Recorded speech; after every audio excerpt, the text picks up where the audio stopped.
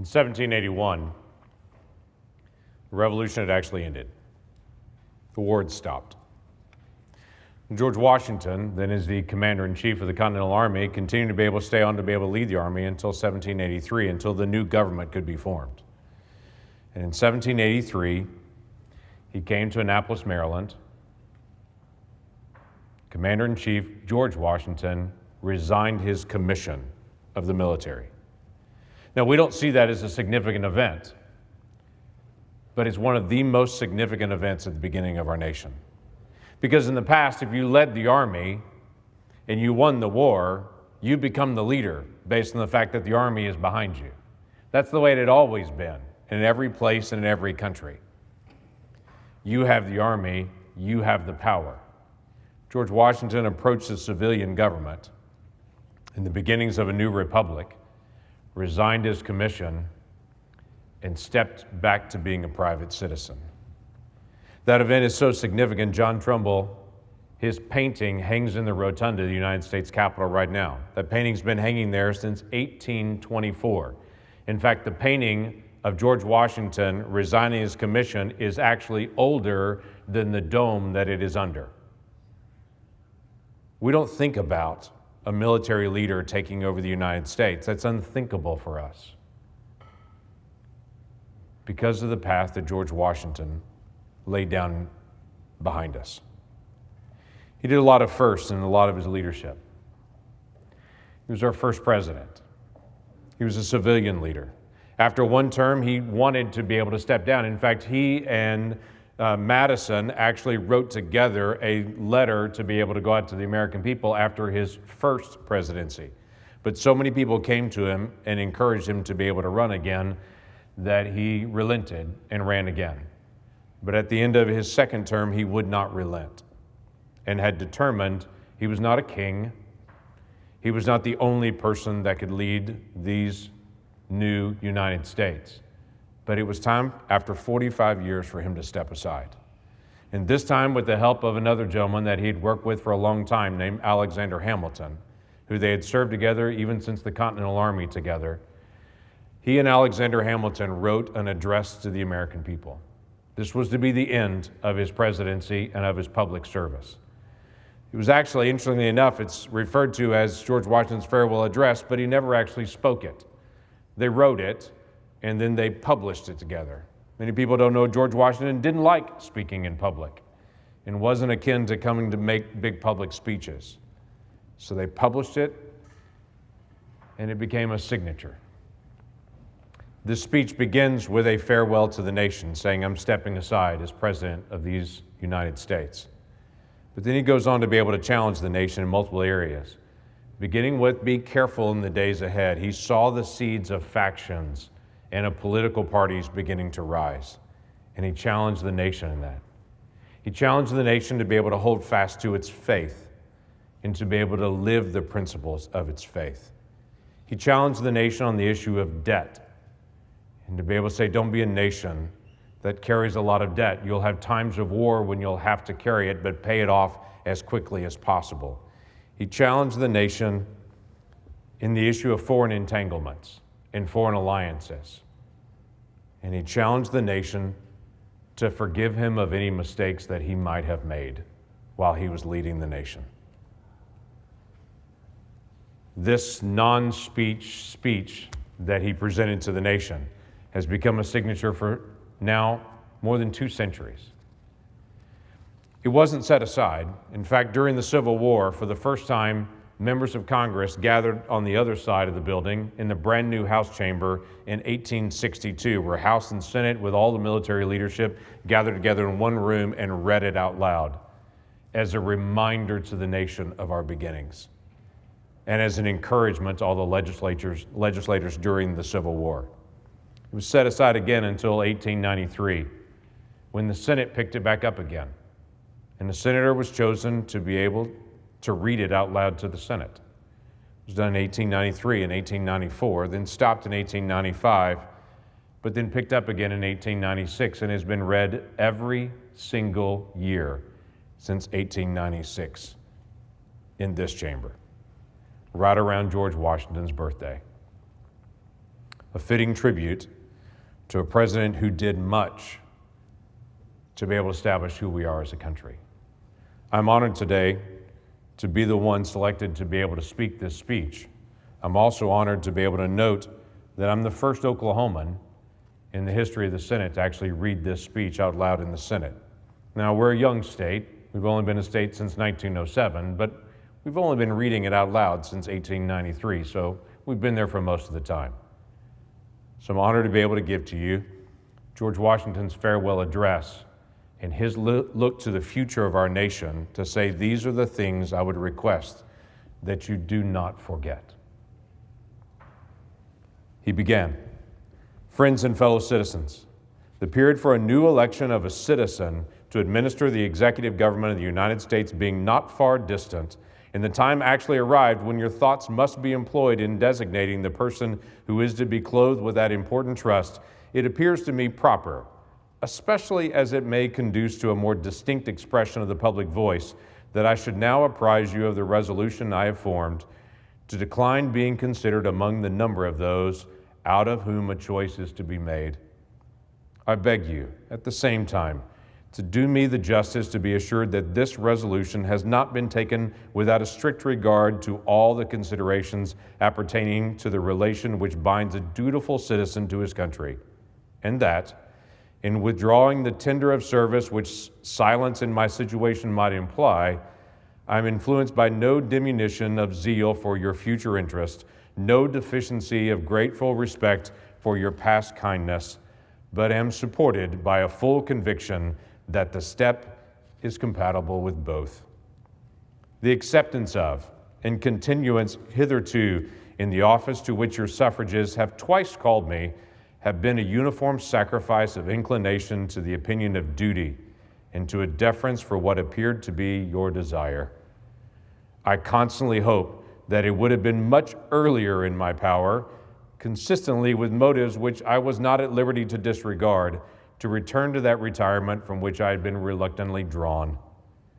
The strength of my inclination to do this, previous to the last election, had even led to the preparation of an address to declare it to you. But mature reflection on the then perplexed and critical posture of our affairs with foreign nations, and the unanimous advice of persons entitled to my confidence, impelled me to abandon the idea. I rejoice that the state of your concerns, external as well as internal, no longer renders the pursuit of inclination incompatible with the sentiment of my duty or propriety, and am persuaded, whatever partiality may be retained from my services, that in the present circumstances of our country, you will not disapprove my determination to retire. The impressions with which I first undertook the arduous trust were explained on the proper occasion. In the discharge of this trust, I will only say that I have, with good intentions, contributed towards the organization and administration of the government, the best exertions of which a very fallible judgment was capable.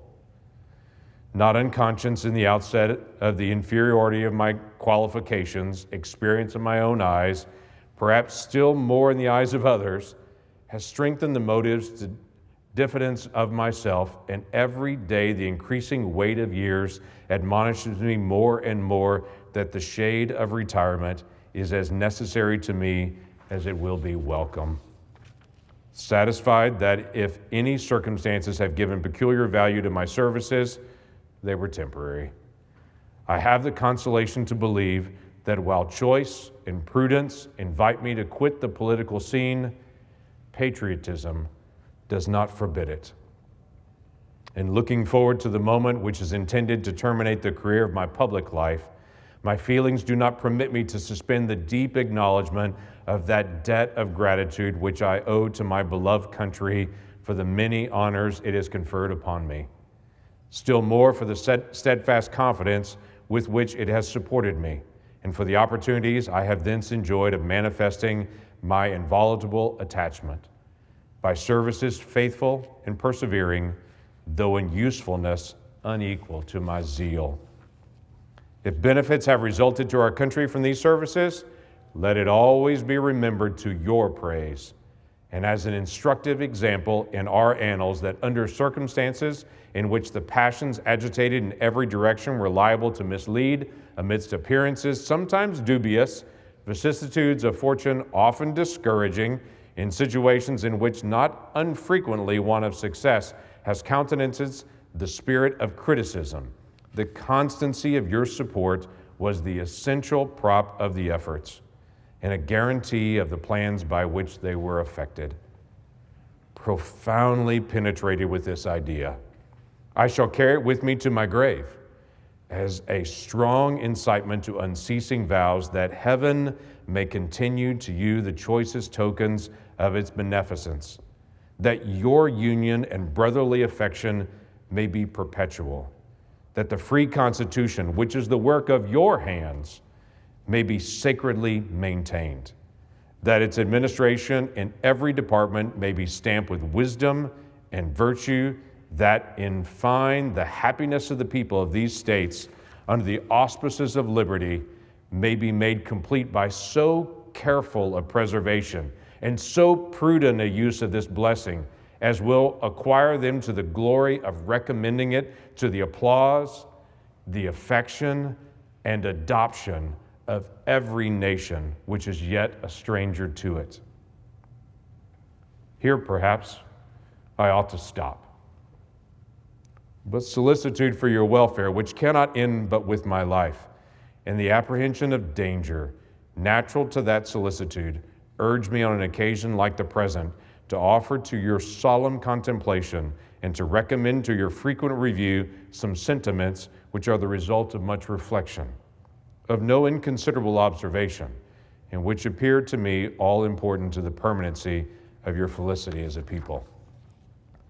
These will be offered to you with the more freedom as you can only see in them disinterested warnings of a parting friend, who can possibly have no personal motive to bias his counsel, nor can I forget, as an encouragement to it, your indulgent reception of my sentiments on a former and not dissimilar occasion.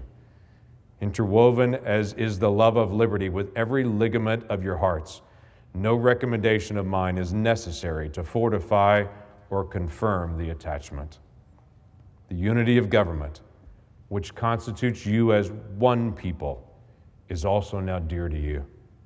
It is justly so, for it is a main pillar in the edifice of your real independence, the support of your tranquility at home, your peace abroad, of your safety, of your prosperity, of that very liberty which you so highly prize.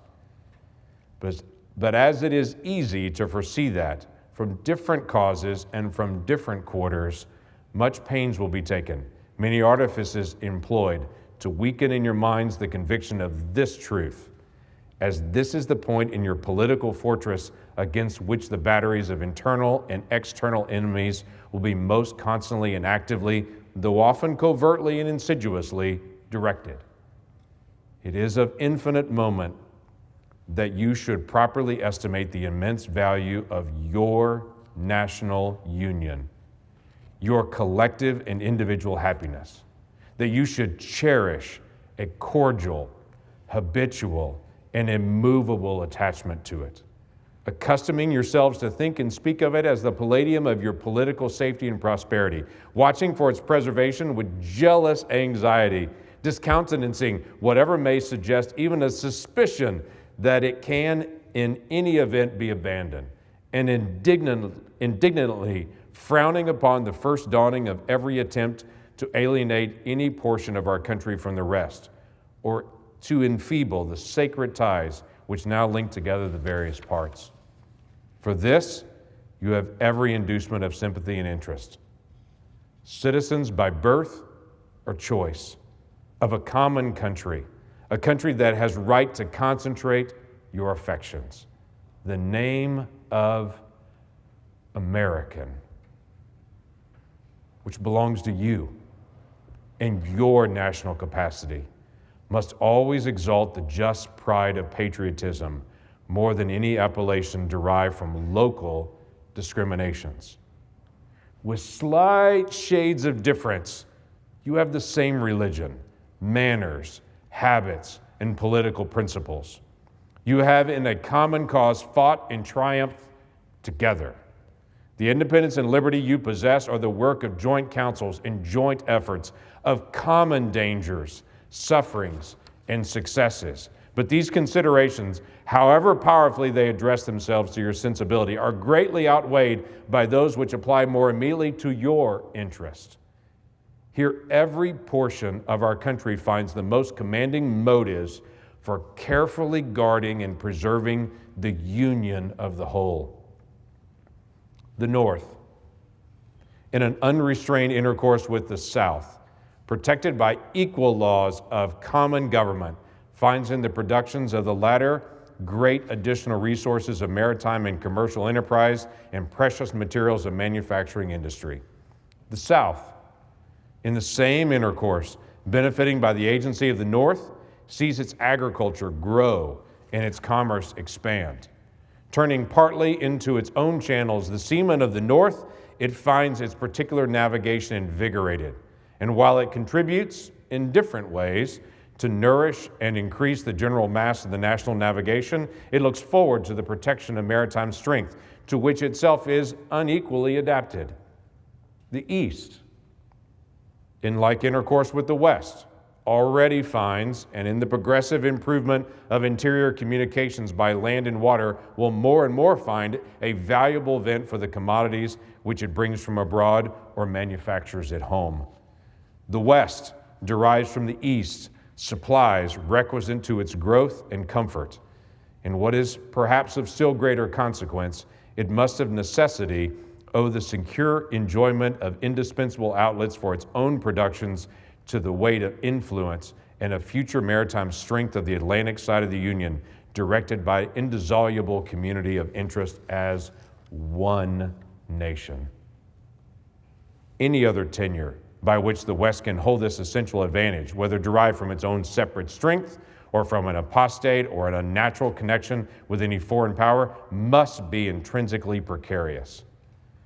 While then every part of our country thus feels an immediate and particular interest in union, all the parts combined cannot fail to find in the united mass of means and efforts greater strength, greater resource, proportionability, greater security from an external danger, a less frequent interruption of their peace by foreign nations, and, what is of this indetestable value, they must derive from union an exemption from these broils and wars between themselves, which so frequently afflict neighboring countries not tied together by the same government, which their own rivalships alone would be sufficient to produce, but which opposite foreign alliances, attachments, and intrigues would stimulate and embitter.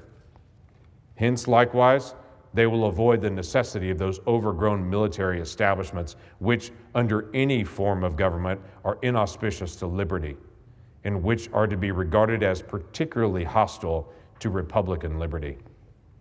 In this sense, it is that your union ought to be considered as a main prop of your liberty, and that the love of one ought to endear you to the preservation of the other.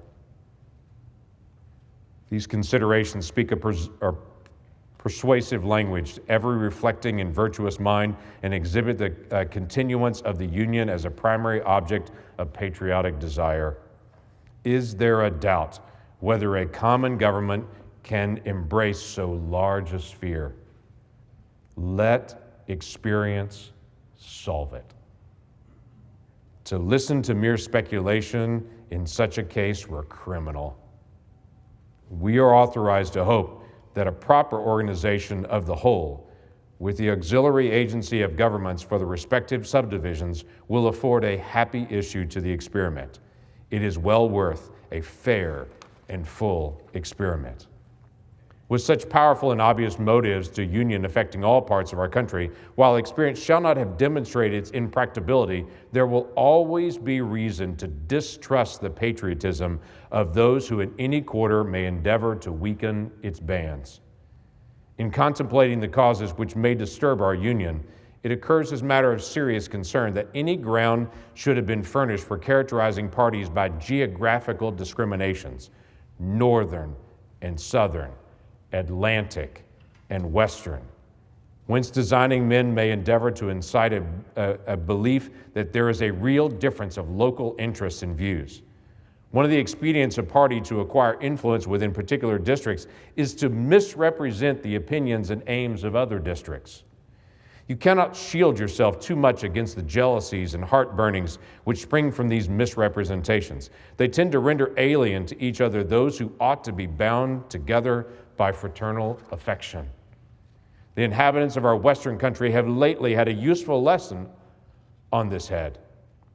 They've seen in the negotiation by the executive and in the unanimous ratification by the Senate of the treaty with Spain and in the universal satisfaction that event throughout the United States, a decisive proof how unfounded were the suspicions propagating among them of a policy in the general government and in the Atlantic states unfriendly to their interest in regard to the Mississippi.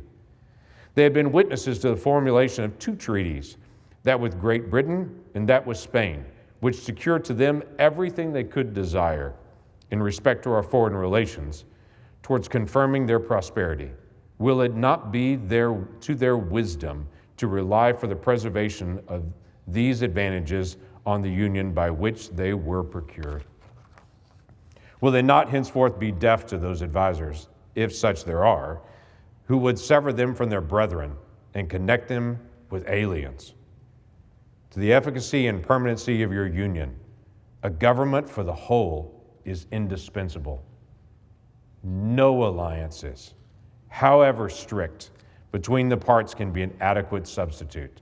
They must inevitably experience the infractions and interruptions which all alliances in all times have experienced. Sensible of this momentous truth, you have improved upon your first essay by the adoption of a constitution of government better calculated than your former for an intimate union and for the efficacious management of your common concerns. This government, the offspring of our own choice, uninfluenced and unawed, adopted upon full investigation and mature deliberation, completely free in its principles, in the distribution of its powers, uniting security with energy and containing within itself a provision for its own amendment, has a just claim to your confidence and your support. Respect for its authority, compliance with its laws, acquiescence in its measures are duties enjoined by the fundamental maxims of true liberty. The basis of our political systems is the right of the people to make and to alter their constitutions of government.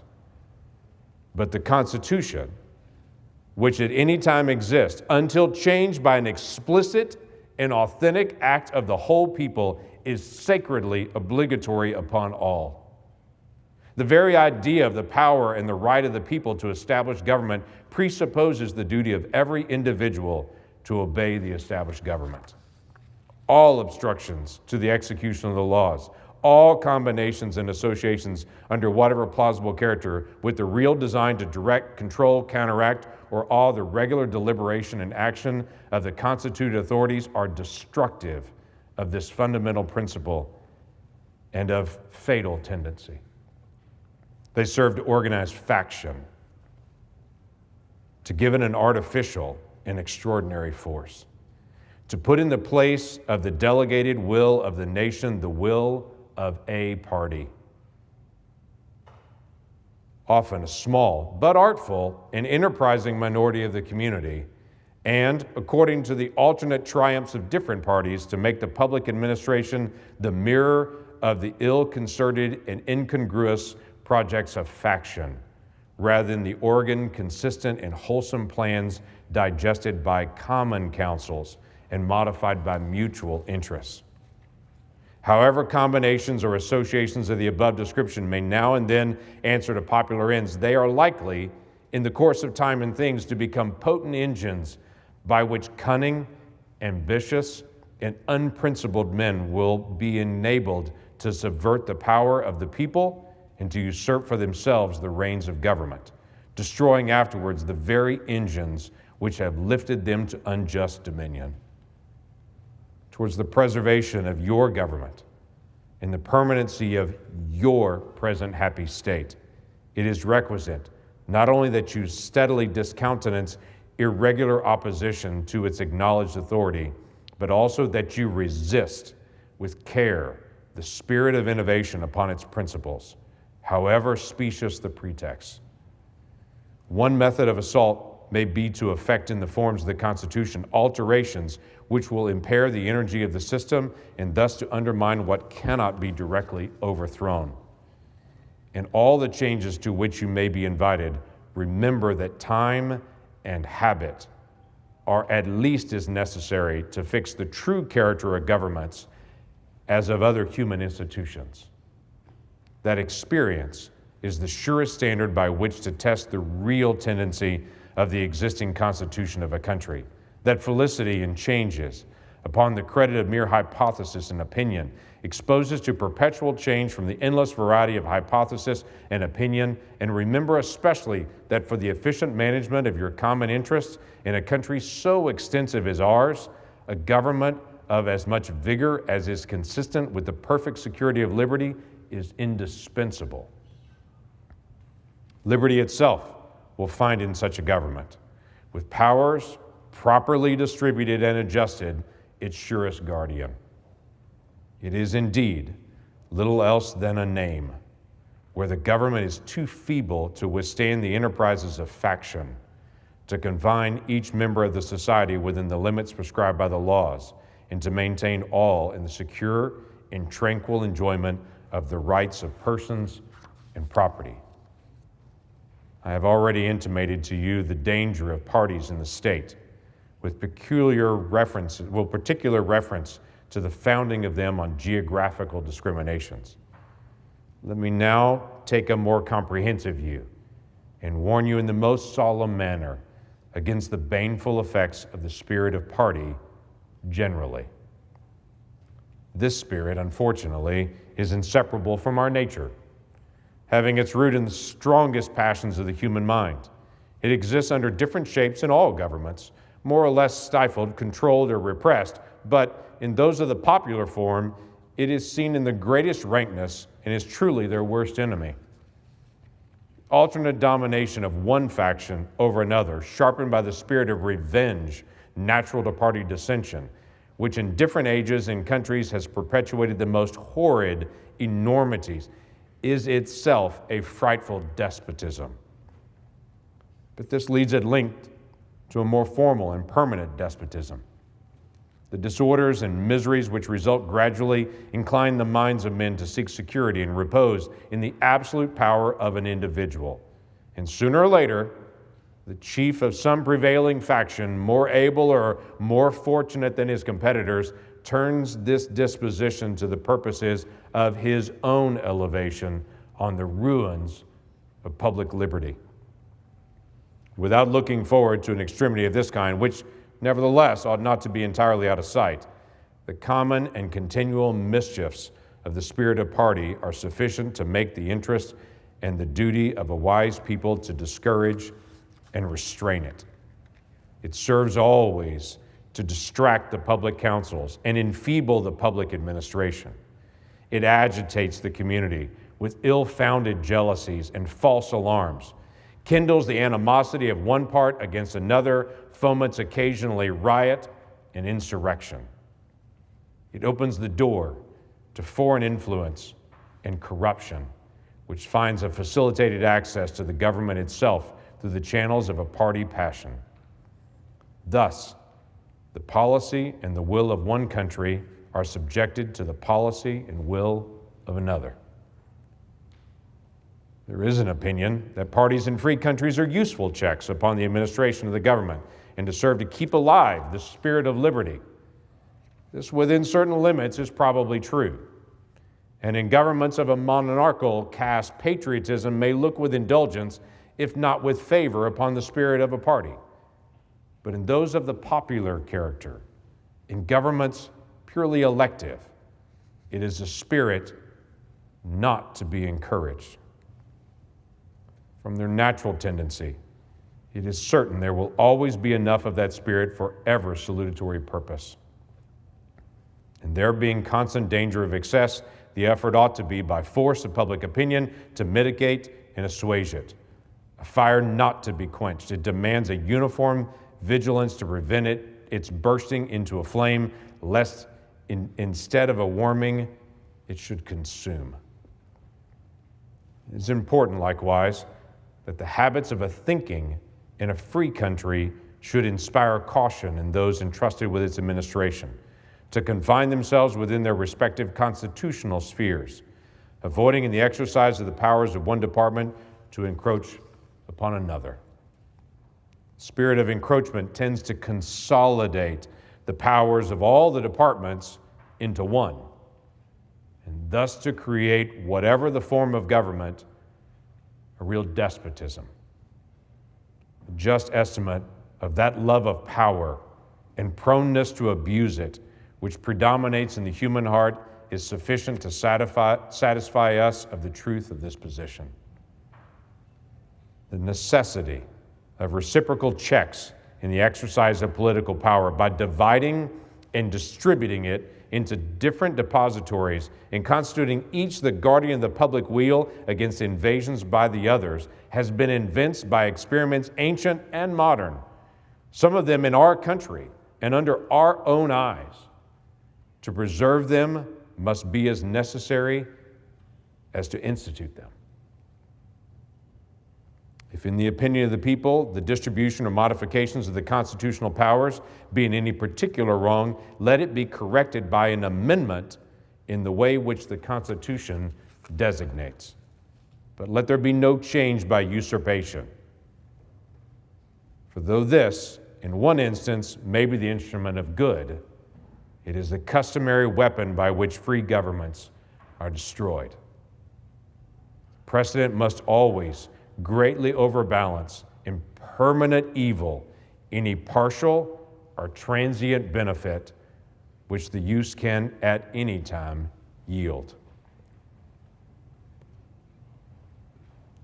Of all the dispositions and habits which lead to political prosperity, religion and morality are indispensable supports. In vain would that man claim the tribute of patriotism who should labor to subvert these great pillars of human happiness, these firmest props of the duties of men and citizens. The mere politician, equally with the pious man, ought to respect and to cherish them. A volume could not trace all their connections with private and public felicity.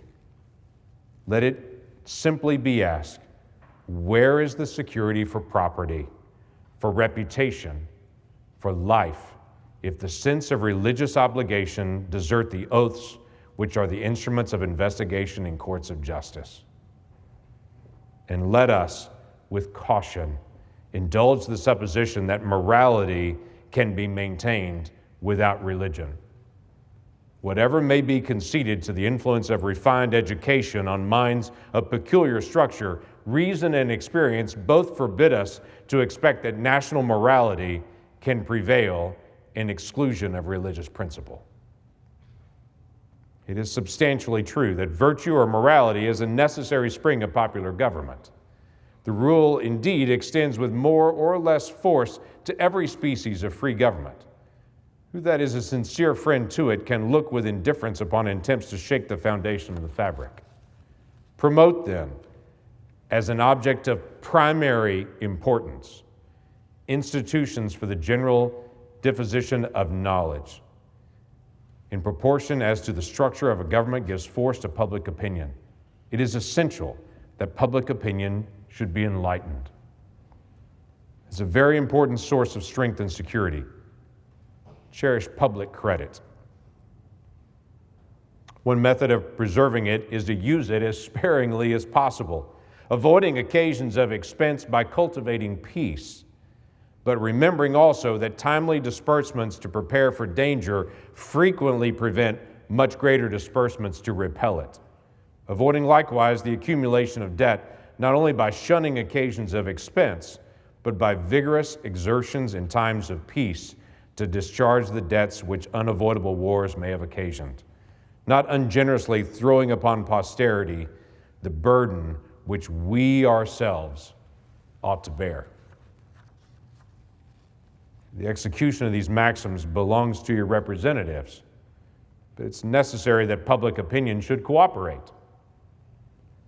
To facilitate to them the performance of their duty is essential that you should practically bear in mind that towards the payment of debts there must be revenue, that to have revenue there must be taxes, that no taxes can be devised which are not more or less inconvenient and unpleasant, that the intrinsic embarrassment inseparable from the selection of the proper objects, which is always a choice of difficulties, ought to be a decisive motive for a candid construction of the conduct of the government in making it, and for a spirit of acquiescence in the measure for obtaining revenue for which the public exigencies may at any time dictate. Observe good faith and justice towards all nations. Cultivate peace and harmony with all. Religion and morality enjoin this conduct. Can it be that good policy does not equally enjoin it? It would be worthy of a free, enlightened, and at no distinct period a great nation to give to mankind the magnanimous and too novel example of a people always guided by an exalted justice and benevolence. Who can doubt that in the course of time and things and the fruits of such a plan would richly repay any temporary advantages which might be lost by a steady adherence to it?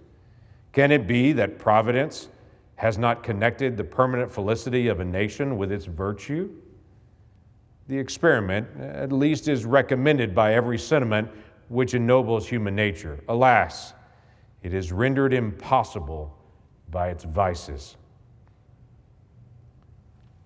In the execution of such a plan, nothing is more essential than that permanent, inveterate antipathies against particular nations and passionate attachment for others should be excluded, and that in place of them just and amicable feelings towards all should be cultivated.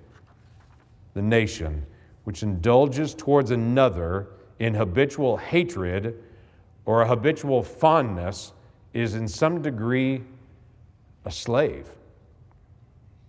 It is a slave to its animosity or to its affection, either of which is sufficient to lead it astray from its duty and its interest. Antipathy in one nation against another dispossesses each more readily to offer insult and injury, to lay hold of slight causes of umbrage, and to be haughty and intractable when accidental or trifling occasions of dispute occur. Hence frequent collisions, obstinate, envenomed, and bloody contests.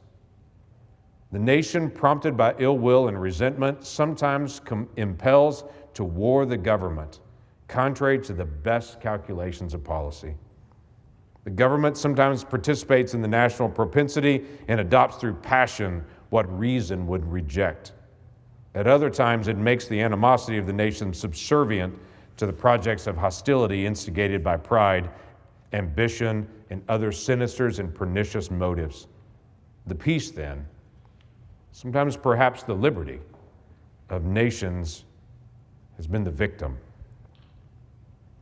So likewise, a passionate attachment of one nation for another produces a variety of evils.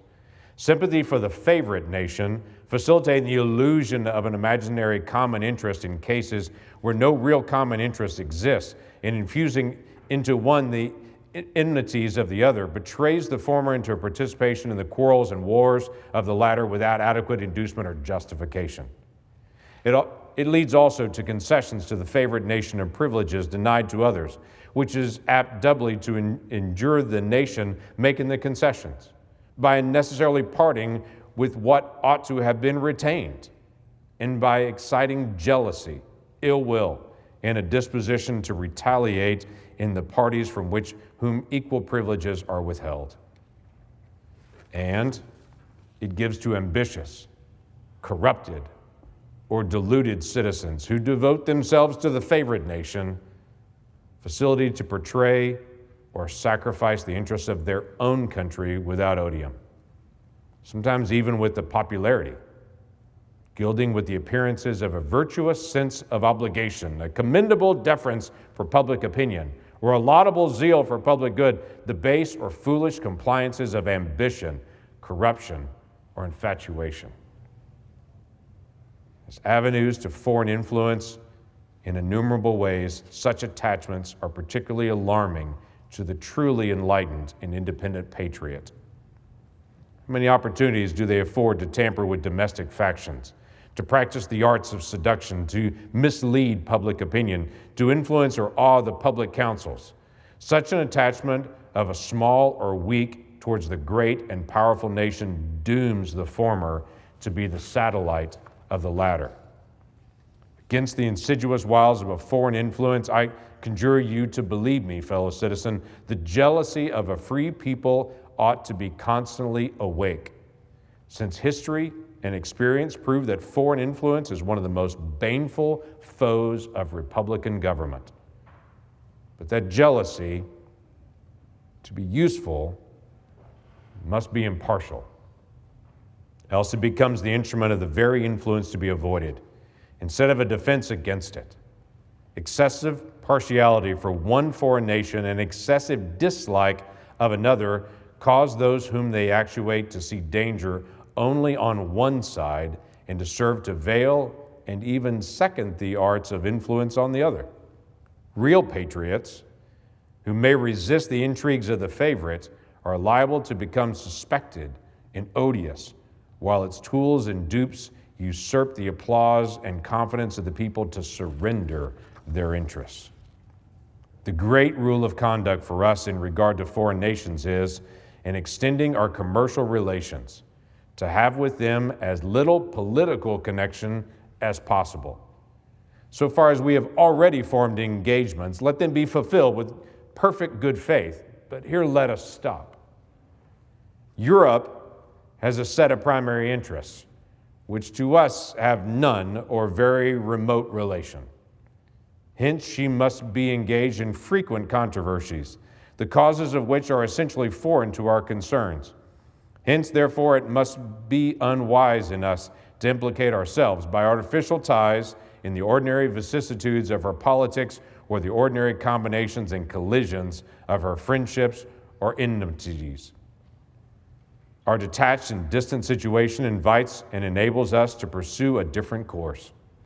If we remain one people under an efficient government, the period is not far off when we may defy material injury from external annoyance, when we may take such an attitude as will cause the neutrality we may at time resolve upon to be scrupulously respected, when belligerent nations, under the impossibility of making acquisitions upon us, will not lightly hazard the giving us provocation, when we may choose peace or war as our interests, guided by justice, shall counsel. Why forego the advantages of so peculiar a situation? Why quit our own to stand upon foreign ground? Why, by interweaving our destiny with that of any part of Europe, entangle our peace and prosperity in the toils of European ambition, rivalship, interest, humor, or caprice?